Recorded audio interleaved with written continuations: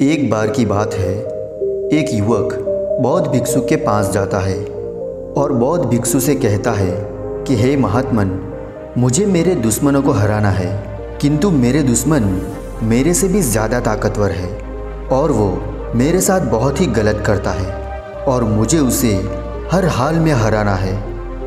फिर उस युवक की बात सुनकर बौद्ध भिक्षु बोले कि हे वत्स, मेरी एक बात हमेशा याद रखना कि दुनिया में कभी भी किसी को अपना दुश्मन नहीं मानना चाहिए और ना ही किसी को अपना दोस्त मानना चाहिए, क्योंकि ज़्यादातर दुश्मन तुम्हारे मित्र या फिर सगे संबंधी ही बनते हैं। क्योंकि इस संसार में जितने भी लोग होते हैं वो सभी अपने मतलब के लिए आपसे मिलते हैं और फिर जब उसका मतलब ख़त्म हो जाता है तो वो आपसे अलग भी हो जाते हैं। और पहले तो लोग आपसे अच्छे संबंध भी बनाते हैं और फिर आपको ही नुकसान पहुंचाते हैं और वो आपसे इसीलिए संबंध बनाते हैं कि वो आपके साथ रहकर वो कुछ हासिल कर सके और वो उसी उम्मीद के कारण आपसे रिश्ता रखते हैं। इस दुनिया के सारे रिश्ते लेन देन पर या फिर लेन देन की उम्मीद पर टिके हुए हैं। बस आपको कोशिश सिर्फ इस बात की करनी चाहिए कि किसी भी इंसान के साथ सौदा करते समय किसी भी हालत में हमारा नुकसान नहीं होना चाहिए और अगर संभव हो तो सामने वाले का भी किसी भी तरह का नुकसान नहीं होना चाहिए, क्योंकि हम बिल्कुल भी नहीं चाहते कि किसी भी परिस्थिति में सामने वाले को हमारी वजह से कोई नुकसान हो। लेकिन अगर परिस्थिति उल्टी पर जाए, जैसे कि या तो मैं रहूं या फिर सामने वाला रहे, तो फिर हमारी मजबूरी यही है कि रहना तो हमें ही है और विजय तो हमें ही हासिल करनी है।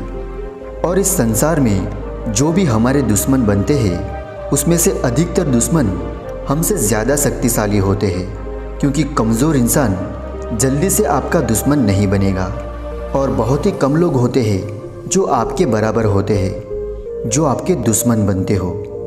और जो कमज़ोर लोग होते हैं वो बहुत ही कम लोग होंगे जिसको अगर हम कोई नुकसान भी पहुंचा दे तो वो बदले में हमारा कुछ भी नहीं बिगाड़ पाएगा। फिर बौद्ध भिक्षु उस युवक से कहते हैं कि मैं तुम्हें तुम्हारे दुश्मन से छुटकारा पाने के टोटल 6 उपाय बताऊंगा, जिसको अगर तुम ध्यान में रखोगे और अगर उसमें फ़ायदा होगा तो सबसे ज़्यादा तुम्हारा फ़ायदा होगा और अगर नुकसान होगा तो सबसे कम तुम्हारा होगा और इसमें तुम्हारे दुश्मन का फ़ायदा बिल्कुल ना के बराबर। फिर बौद्ध भिक्षु उस युवक को पहला तरीका बताते हैं और कहते हैं कि सबसे पहले तो अगर हो सके तो तुम्हें ये कोशिश करनी चाहिए कि तुम सामने वाले से सुलह कर लो। जो भी तुम्हारा सामने वाले से मामला हो उसे तुम शांतिपूर्वक समझाने की कोशिश करो, क्योंकि ना तो इस संसार में सभी लोगों से जीता जा सकता है और ना ही सभी लोगों से हम लड़ाई करके रह सकते हैं। इसीलिए अपने से ज़्यादा ताकतवर या फिर अपने से बराबर ताकतवर या फिर कहूँ तो अपने से कम ताकतवर लोगों के साथ हमें अच्छे संबंध बनाकर रहना चाहिए और हमें कुछ भी करके ऐसा रास्ता अवश्य निकालना चाहिए जिसमें सामने वाले की भी संतुष्टि हो और हमारी भी संतुष्टि हो और दोनों का काम शांतिपूर्वक हो जाए। इस बात का आपको हमेशा ध्यान रखना है कि चाहे आप कितने भी ताकतवर क्यों ना हो, चाहे आप सामने वाले को चींटी की तरह क्यों ना मसल दो, पर तुम्हें ये कोशिश हमेशा करनी चाहिए कि जो भी मामला हो वो शांतिपूर्वक सुलझ जाए। फिर बौद्ध भिक्षु उस युवक से कहते हैं कि तुम्हें एक बात बताता हूँ, उसे ध्यान से सुनो।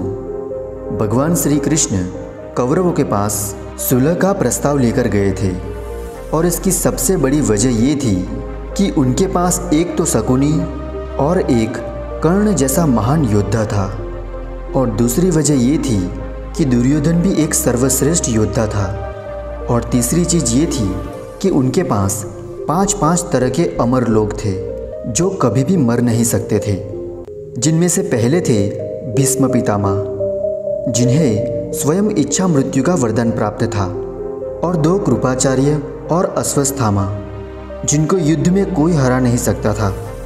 चौथे थे द्रोणाचार्य, जिनको ये वरदान मिला हुआ था कि जब तक वो अपनी इच्छा से शस्त्रों का त्याग नहीं कर देते तब तक ना तो उसे कोई हरा सकता है और ना ही उन्हें कोई मार सकता है। और 5वें थे महारथी कर्ण, जिनके पास एक कवच था जिसकी वजह से वो हर वार से बचने में सक्षम थे, जबकि पांडवों की ओर से अर्जुन के अलावा कोई भी शक्तिशाली योद्धा नहीं था। और एक बात और, जो कौरवों की सेना थी वो पांडवों की सेना से बड़ी थी। तो अगर कौरवों और पांडवों में युद्ध होता तो पांडवों की हार तो निश्चित थी। इसीलिए सबसे पहला प्रस्ताव भगवान श्री कृष्ण ने समझौते का रखा कि अगर बिना लड़े ही शांतिपूर्वक सारा मामला निपट जाए तो बहुत ही अच्छी बात है, क्योंकि अगर युद्ध होता तो दोनों तरफ ही भारी नुकसान होता। इसीलिए तुम्हें पहली कोशिश तो ये करनी चाहिए कि तुम तुम्हारे दुश्मन के साथ समझौता कर लो। फिर बौद्ध भिक्षुक उस युवक को दूसरा तरीका बताते हैं और कहते हैं कि अगर तुम्हारा दुश्मन तुमसे ज़्यादा शक्तिशाली है और वो तुमसे ज़्यादा है तो सबसे पहले तुम उन्हें अलग करने की कोशिश करो। यानी कि तुम्हारा जो दुश्मन है उसके साथ कौन है ये पता लगाकर सबसे पहले तुम्हें उन्हें दूर करना है, जिससे कि तुम्हारे दुश्मन की शक्ति कम हो सके। क्योंकि तुम तो अकेले हो और अगर वो तुम्हारे ऊपर हमला करेंगे तो वो तुम्हारे ऊपर भारी पड़ेंगे। और अगर तुम्हें अपने दुश्मन को हराना है तो उनके लोगों के साथ उनके खिलाफ फूंक डालना शुरू कर दो, जिससे कि वो लोग उनसे दूर हो जाए और फिर आप पूरी तरह से उस फूंक का फ़ायदा उठा सकते हो। क्योंकि जो तुम्हारे दुश्मन है ना, वो जिनके दम पर उछल रहा है, अगर वो ही उससे दूर हो गए तो वो तुमसे जीत नहीं पाएगा, क्योंकि तुमने उन लोगों को दूर करके उससे उसकी अधिक शक्तियाँ तो छीन ली है। फिर बौद्ध भिक्षु उस युवक से कहते हैं कि इस बात को तुम्हें ध्यान से सुनना होगा कि दुर्योधन की सबसे बड़ी शक्ति महारथी कर्ण थे और महारथी कर्ण की शक्ति उनका कवच था। और युद्ध को जीतने के लिए महारथी कर्ण को रास्ते से हटाना बहुत ज़रूरी था। इसके लिए साम दाम दंड भेद की नीतियाँ भी अपनाई गई, जिसमें सबसे पहले साम नीति अपनाई गई कि तुम महारथी कुंती के पुत्र हो और पांडवों तुम्हारे भाई है और इसीलिए तुम ये युद्ध मत करो। फिर लगाई दाम नीति कि कर्ण को बताया गया कि तुम्हारी सबसे बड़ी परेशानी ये है कि तुम्हें समाज में सम्मान नहीं मिला। सम्मान भी लो और हस्तिनापुर का राज्य भी लो, मगर युद्ध मत करो।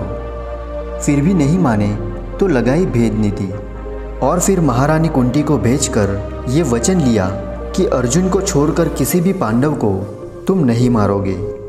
और देवराज इंद्र को भेजकर वो कवच भी ले लिया और कवच के बदले में जो दिव्यास्त्र मिला था उसे भी घटोत्कच पर बेकार करवा दिया। इससे महारथी कर्ण की सबसे बड़ी शक्ति जिस कवच में थी वो वजह भी कवच के साथ ही खत्म हो गई और उसके साथ साथ महारथी कर्ण भी खत्म हो गई।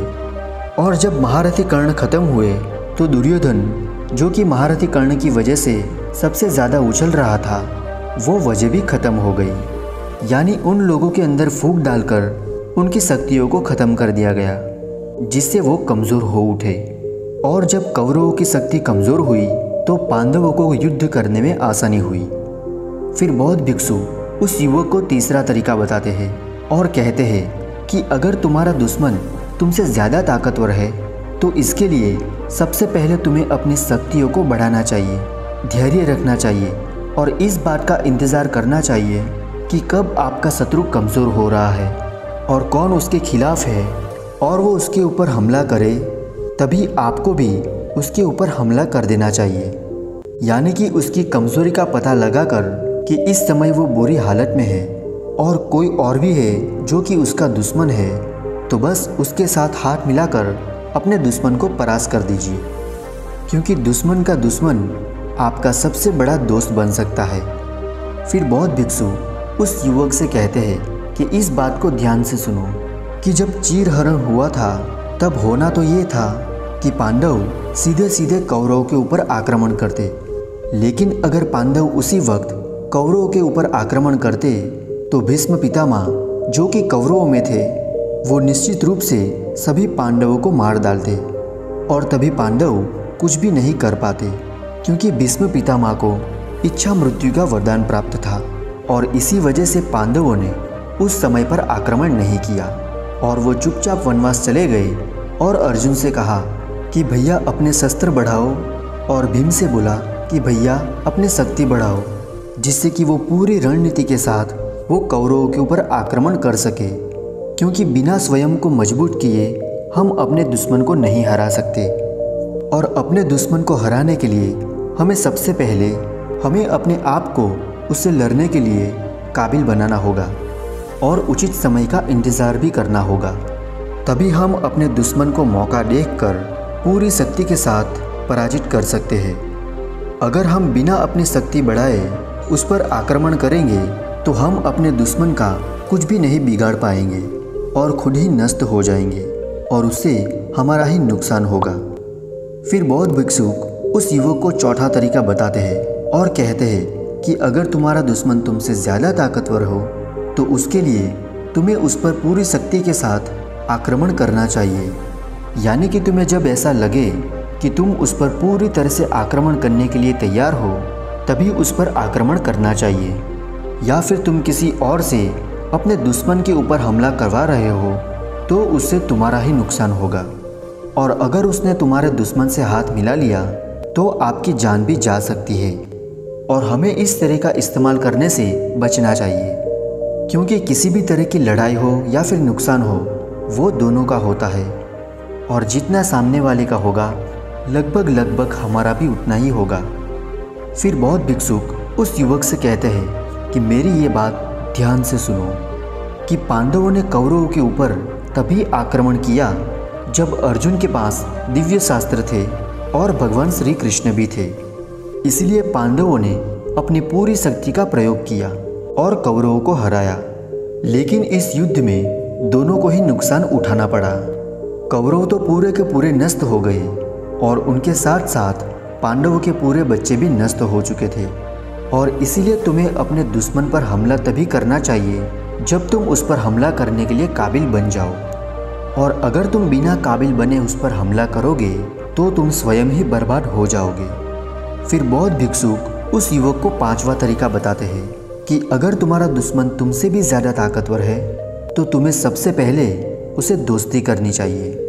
उससे ये कहो कि आज से तुम्हारा सबसे अच्छा मित्र हूँ मैं और जो तुम कहोगे वो मैं करूँगा।